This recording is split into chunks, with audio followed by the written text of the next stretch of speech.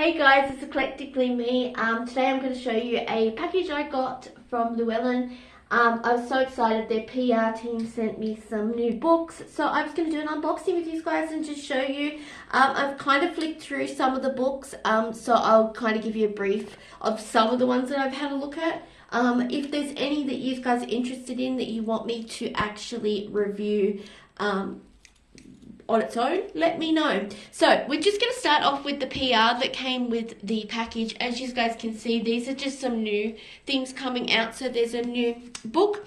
As you can see, it's called Powerful Juju. So this is a really nice book that is coming out. I love that when they send the PR, they send all the information about the books, but they also send some of the new things that are coming out. Another new deck that's getting released is this absolutely gorgeous one. I absolutely love the imagery. As you guys can see, it just, I don't know, it's just very old fashioned, you know. And this is the deck. So as you guys can see the imagery on the back there, it's called the Magical Botanical Oracle. So it is an oracle deck. We've also got a couple other ones. So we've got a Tarot of the Owls. So as you can see, very colourful. There, so there's the imagery. And then we've got the Sun Sign series. So we've got some more ones.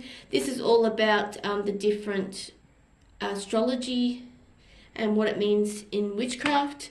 And then we've got a new book about modern witchcraft and Greek gods. So we're going to talk about the books that came. So we're going to start off with the Enchanted Tea Time. So this is an absolutely gorgeous book. As you guys can see, it's a smaller book, but it is packed full of information. Last PR, I actually got the Kitchen Witchery one, and it is so detailed. It's full of recipes. I'll just show you guys the content page as I always do. So you can see here, it's actually got a brief bit about everything. So you've got about making your teas, things you can incorporate into your tea, elements that you can use in your tea, how you can make it witchy. But then you've also got the ingredients, recipes, syrups, cakes, all sorts of things. So we've got flower essences that you can use, tea blends, and all the different little rituals that you can incorporate into your tea. Sweets and savouries that you can also make if you're into kitchen witchery, if that's your cup of tea. And then you've also got like different types of recipes here, as you guys can see. Tea recipes, so then you've got tea blends, and I love that they incorporate the little rituals that you can do with those special teas. And they've also got things for like immunity boost. There was ones for certain illnesses, digestion, things like that. So it is so full of information, and then the back of the book is all about this specific, so you can see here like negative begone blend. You've got so many different ones, but then the back of the book talks about the herbs, specifically using them in a medical sense and a witchy sense, but it's very brief, but I like that because like sometimes you just want to know a little bit about your ingredients that you're going to be using in your tea blend.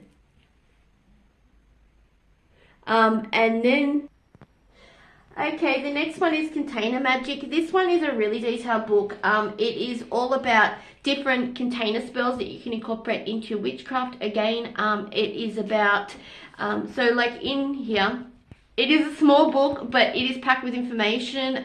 This is actually one of my favorites so far that I've actually been looking through. I'm just looking for the contents page. There we are. So in this one, it has a lot about the basics, getting into witchcraft again, and the ingredients you can use in container spells and things like that, and your spells and your magical workings. But the thing I love about this one is because it's container spells, it's got jar spells, bottle spells, ball spells. I've never seen any books talk about ball spells and things that you can incorporate. We've also got box, tin and chest spells that you can do. So, and we've got here sachets, charms, bag spells, packet spells, poppets and doll spells. So I thought that was really interesting that it actually is really detailed in the sense of all the different, you know, container spells. But then the thing I love at the back is it has a correspondence. So it talks about all the different crystals, and then you've got how you can use them in witchcraft. It's got all the fruits and vegetables and how you can use them in witchcraft. So like all your herbs and what they do for specific spells. And then you've got like your resin, crystal, metal and mineral correspondences. And you've also got like resins and curios. So like an alligator claw, alligator tooth, a cat claw, you know, coyote bones, crab shells, things like that, eggshells, fire ants, railway spikes, magnets. It's really cool. Like, I love that it's so detailed. And then you've also got some incense and oil recipes at the back of the book. So I really love this book so far. It's been, like I said, one of my favorites. Okay, the next one is actually a Deborah Blake book. As you guys know, Deborah Blake is a well-known author in the witchy circles. I haven't really had a quick, I've only had a quick skim of this, but this one is the Everyday Witch Coven. It is, as you can see, there's the PR information. So this one is all about the different things you can do in a coven. It's all about the rituals. I like to show you guys the content page so you can see there. So you've got the basics of group practice, ritual basics. You've got some types of modern covens. So it's really all about the different types of covens and how they practice, getting started in a coven, celebrating the Sabbath, coven based. Then you've also got how to celebrate the full moon and the lunar cycles and the goddess celebrations. You've also got crafty covens, rituals with a purpose. You've got spirit and divination. So it's a really detailed book, and it's really full of information all about if that's something you really want to get into or join a coven in the future. The next one is A Witch for Every Season. This is a really awesome book. I love that it has spells, rituals, festivals, and all sorts. But it is a yearly based book, so it actually tells you how you can celebrate witchcraft on a day-to-day basis. It does have all the wheels of the year and all the things you can actually do, and I love that it incorporates the different seasons like spring, summer, autumn.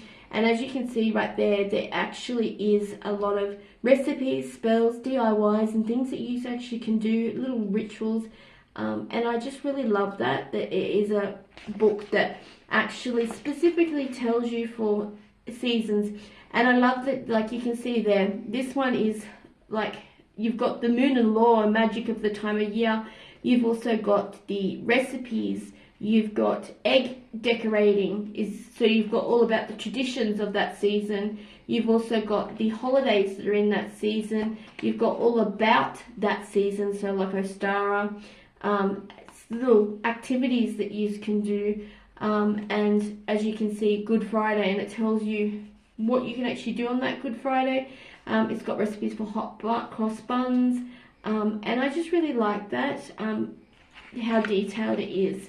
There isn't enough information out there for little witchy things that we can do, and there's also like spells for the specific season, and all the correspondences. So you'll get like the animals, you'll get the specific oil, herbs, all that sort of stuff that goes with that season, and it's a very detailed book. I really love it.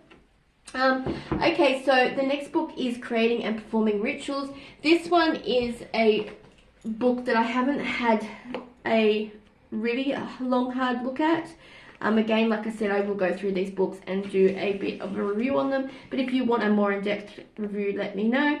But you can see here, it's all about your ritual witchcraft and how to get the best out of your spells.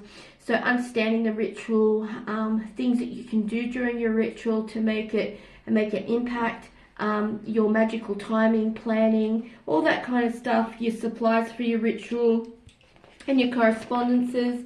What is the most important things in your spells, and you can see right there all the little things that, and this will really help to boost your spells. And there's also a bunch of rituals and spells at the back of the book.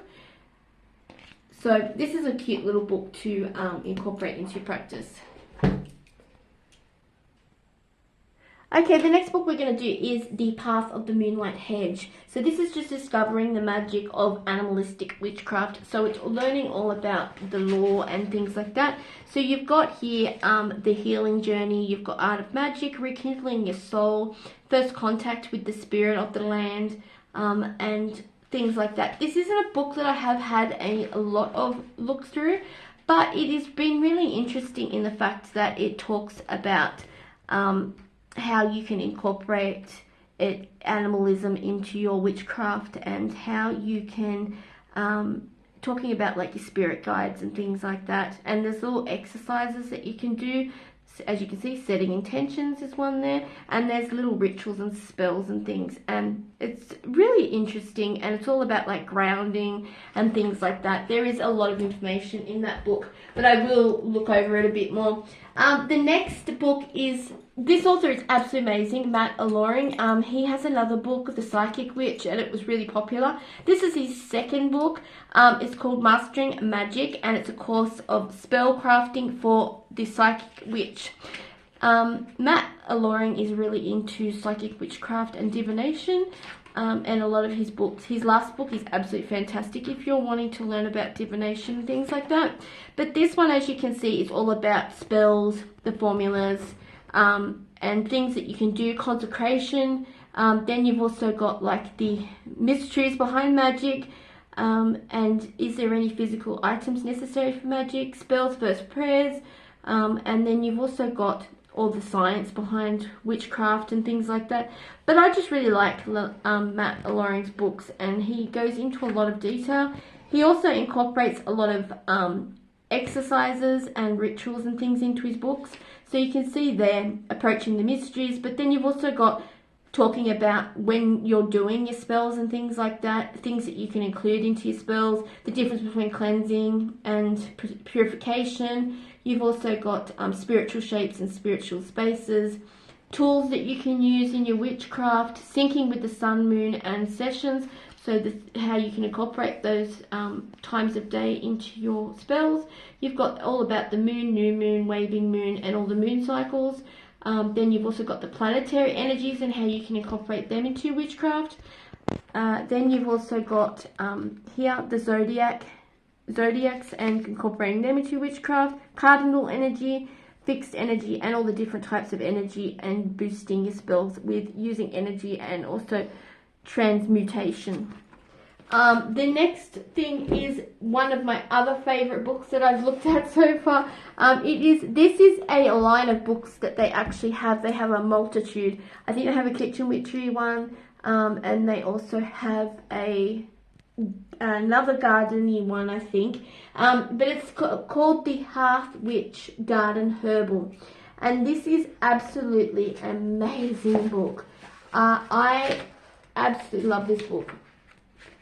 If you're looking for a book that tells you all about your herbs, how to use them, magical, and also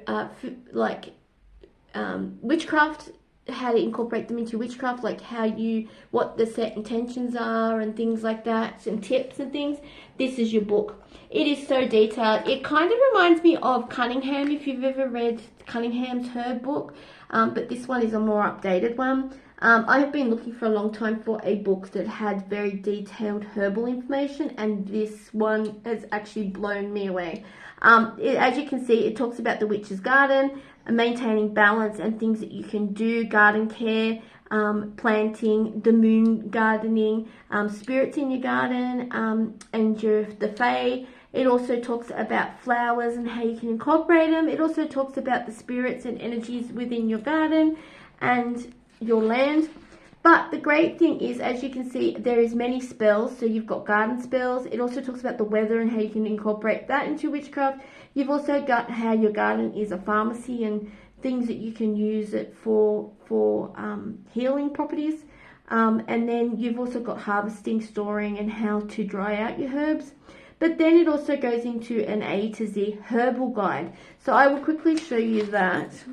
So the book starts as a who's who about all the different seasons and how you can incorporate them into your witchcraft and into your garden. As you can see, there's like little rituals and things that you can do. So this is for winter and how you can include winter into your garden spells. But you can see here little spells that you can do for your garden. Dispelling bells, bonfire spell. You've got, so each season has different things. But then if we go to the back, we're going to talk about the actual herbal section. So this is the actual herbal section. So you can see this is about English ivy. So we've got the planetary, we've got all the correspondences, so element, water, associated deities, magical virtues, but then it talks all about that specific herb, how you can use it magically, how you can use it in a healing sense or medical sense, and it's also got a lot of, you can see it is so detailed.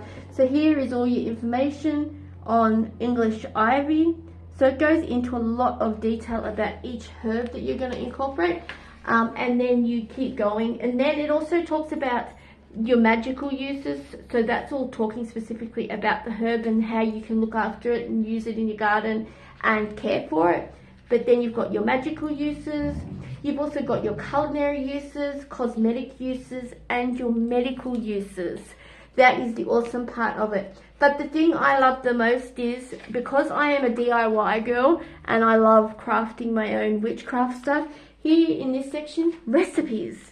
And it has specific recipes you can use that herb for, and it will have detailed specific recipes for that specific herb. So I absolutely love that. It is such a great book, and if you're going to invest, so far from my unboxing, I would recommend the container spell, because I've never seen a book like this with any container type spells. And my next ultimate one would be if you want to learn about the Sabbaths and get to know the Sabbaths and things like that, and little rituals you can do throughout the year. The Witches for every season, absolute fantastic book. And my 100% guarantee out of all these books that I would say to get would be these two. The Hearth Witch, 100% recommend, and the information is correct in it, and it's an updated herbal guide, and the Container Magic. So this is just my little unboxing. Be sure to leave a comment down below. Tell me what your favorite book is on the market, and I'll tell you if I've read it or not. But stay tuned. Be sure to like and subscribe and leave a comment down below. I'd be sure to read them all, and I like to reply to them all. Thank you so much for watching, and stay tuned for the next video.